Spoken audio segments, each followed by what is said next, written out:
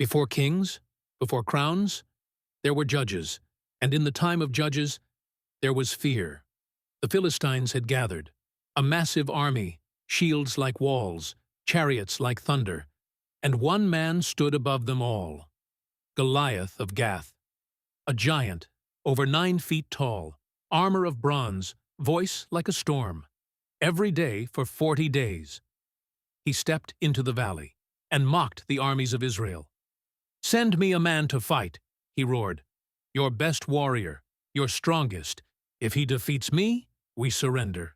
But if I win, you will serve us forever." Israel trembled. Not one soldier moved, not one warrior stepped forward, until a shepherd boy showed up. David, youngest son of Jesse, too young for battle, too small for armor. He came with bread and cheese, sent by his father, to check on his brothers. But when he heard Goliath, he didn't see a giant. He saw a challenge. "Who is this uncircumcised Philistine," he asked, "that he should defy the armies of the living God?" They laughed. They mocked him. Even his brothers told him to leave. But David remembered something they had forgotten. He remembered the lion, the bear, how God had given him strength before. "If God protected me then," he said, "he will protect me now." Word reached King Saul. "A boy wants to fight." David stood before the king and said, "Let no one lose heart. I will fight this Philistine." Saul looked at him, a boy. No armor, no sword. "You can't fight him," Saul said. "You're just a youth." But David answered, "The Lord who delivered me from the lion and the bear will deliver me from this giant too." Saul agreed and offered his armor, but it didn't fit. David tried walking and couldn't. "I can't wear this," he said. "This isn't how I fight."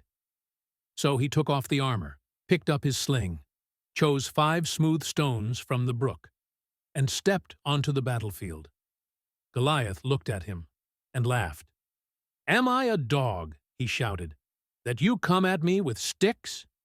He cursed David, promised to tear him apart. But David stood tall. "You come at me with sword, spear, and javelin, but I come in the name of the Lord of hosts, the God of the armies of Israel, whom you have defied.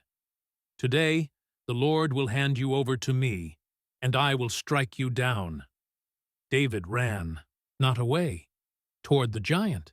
He reached into his pouch, pulled a stone, placed it in the sling, and began to spin, faster, tighter, until he let go. The stone flew, cut through the air, and struck Goliath, right between the eyes. The giant staggered and fell, face down. Silence. Then chaos. The Philistines turned and fled. Israel surged forward. Victory. David walked over to the fallen giant, took Goliath's own sword, and finished what he had started. A shepherd. Defeated a warrior. A boy. Toppled a champion. Not because he was strong, but because he trusted the one who is. David didn't need armor. He didn't need a sword. He didn't even need a second stone. He needed faith.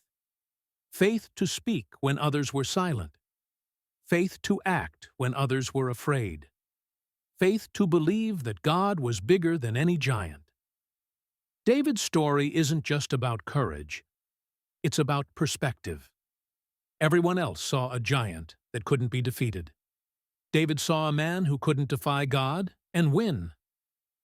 This is David, the underdog champion, a hero not defined by size, but by belief. And this is just the beginning. Subscribe to Bible Hero Saga. More legends are rising.